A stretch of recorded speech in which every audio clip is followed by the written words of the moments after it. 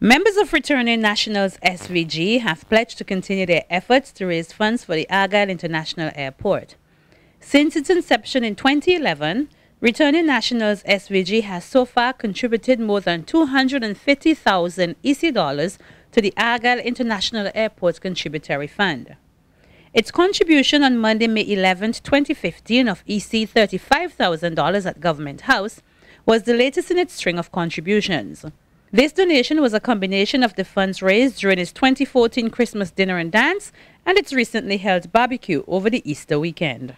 Chairman of Returning Nationals SVG, Nayoka Clouden, addressing the handing over ceremony, thanked everyone responsible for aiding in the success of all of their fundraising efforts so far, and said they are happy to be numbered among the many Vincentians who are contributing to the development of the country.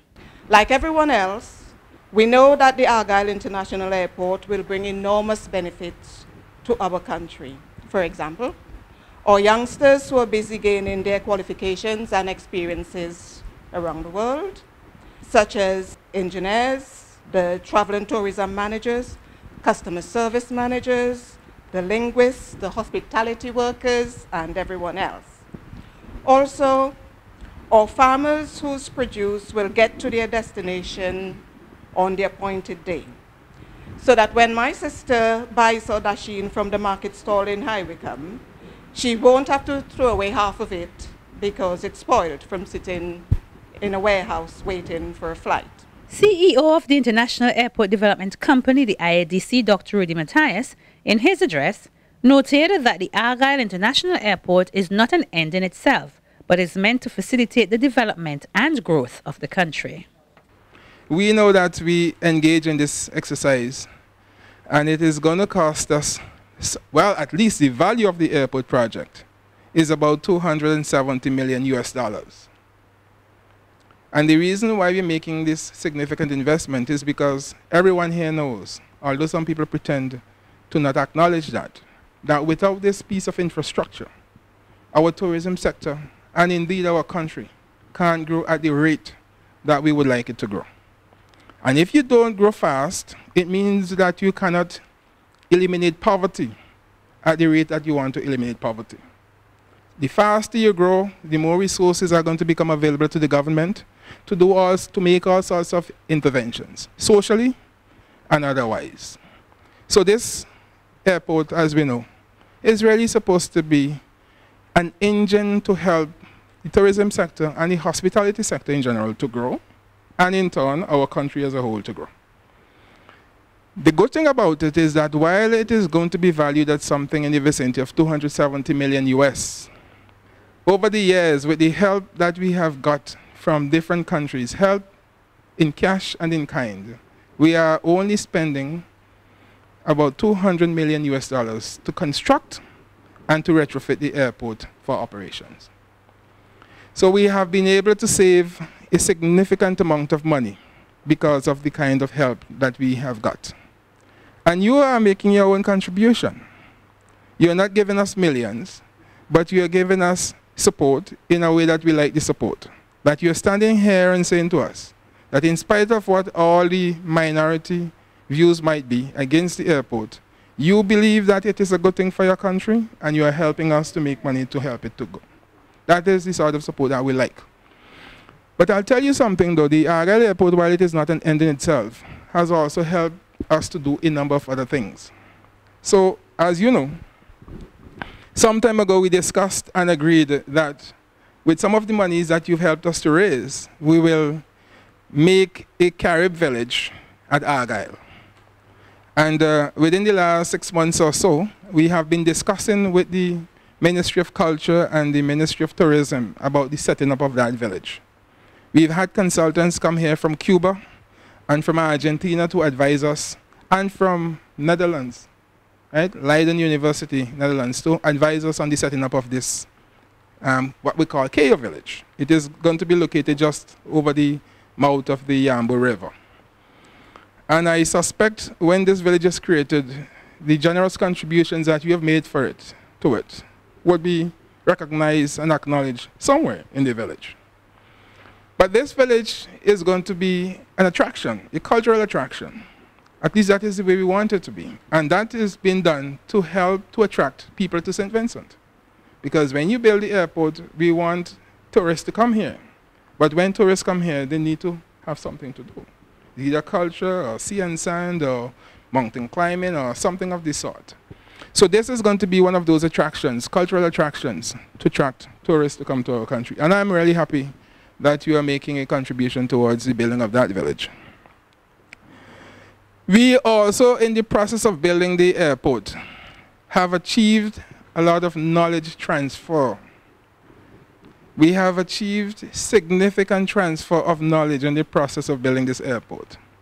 So that when the airport is finished, we will have a large number of Vincentians here, still living here, who can use a variety of different pieces of heavy equipment.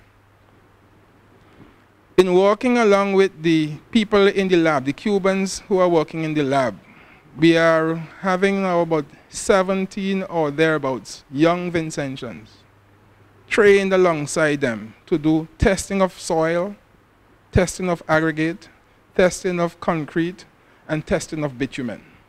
This is knowledge that we are building in our own country, so that if we are to do something like this again, or even on a smaller scale, we don't have to send to Cuba to get people to come here to do the testing for us. We have developed that capacity in-house now. In addition to that, for example, in the mechanic shop, we now have a number of Vincentians who can repair heavy equipment. When we started this airport, we couldn't find 2 or 3 good Vincentians to help us repair the equipment that was sent to us by the Venezuelans. But I can tell you now that we have built a cadre of Vincentians that are quite capable of servicing and repairing these equipment. And all of this is due to the airport. So these are some of the benefits, and they are tangible benefits, that we have derived from the investment in the airport, although the airport was never meant to be an end in itself. So we have a lot of people to thank. We want to thank all of those countries that have contributed over the years to us building this airport and to helping us to build it at a cost that is much lower than the value of the project. As I said, the project is going to be valued somewhere at US 270 million, and we are not going to spend anything near to that. We are going to be spending for both construction and for retrofitting about 200 million US dollars. We want to thank Taiwan, Venezuela, Cuba, Trinidad and Tobago, Iran, Libya, Mexico, Georgia, Turkey, and an organization called the CARICOM Development Fund for significant financial contributions and contribution in kind to this project. We also want to thank you, because you have given us over the years large amount of money. But we also want to thank you for your emotional support. And there are other Vincentians at home and abroad who are also contributing to this effort. Sometimes we get checks in the mail for 250 US dollars, 50 pounds, 100 pounds. And the people are writing to say, we really do appreciate the work that you're doing, and we want to make some small contribution to the project. We value those contributions and support. We also want to thank and support and thank all of the people who have set up organizations like this one. We have some in New York, we have some in Canada. They are not just making a contribution themselves, but they are also bringing Vincentians together. And not only Vincentians, friends of St. Vincent and the Grenadines too, to support the project. We want to thank them. Sometimes we talk about the contributions from countries, and we tend to forget that small contributions like yours, in monetary terms, mean a lot to us in terms of the emotional support that you give us. And last but not least, we want to thank God for the strength and the faith that He bestowed on us to start this project and to see it to completion. Thank you all. Thank you very much. His Excellency Governor General Sir Frederick Ballantyne, patron of the AIA Contributory Fund, thanked the group for its continued support of the airport project. I must admit that the largest checks that I've received since I've been in this post has come from you. And keep wondering whether I can take that up to the bank. The check itself is so large. as, as Dr. Matthias said, when I asked him the amount, I honestly didn't believe that we were going to receive a check of this significance today, because times are particularly hard in St. Vincent and the Grenadines and throughout the world. And any fundraising event which raises this large amount of money signifies to us not only your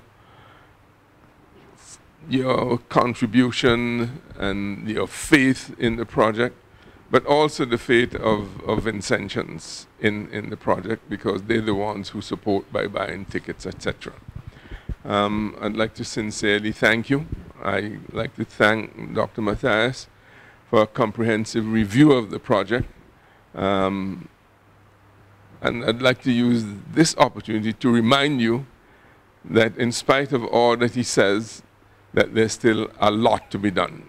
And so we look forward not only to your continued support, but for the support of all Vincentians, local and abroad, and friends of St. Vincent and the Grenadines, because in the final analysis, the airport project is for all of us and our children. For more information regarding the construction of the Argyle International Airport, you can visit our website at www.svgiadc.com.